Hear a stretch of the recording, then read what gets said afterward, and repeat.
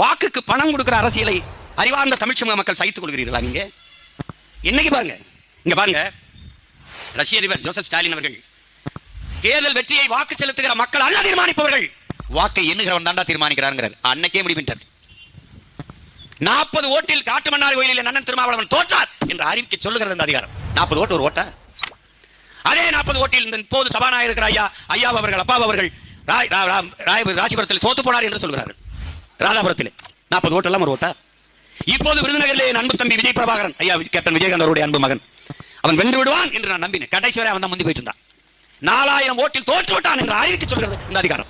ஏன் மாவட்ட ஆட்சியர் அறிவிக்கிறார்? அதிகாரத்தில் இருக்கிற கட்சிக்கு மாவட்ட செயலாளர் போல இந்த மாவட்ட ஆட்சியாளர்கள் செயல்படுகிறார்கள். இது சத்தியத்திலும் சத்தியமான உண்மை.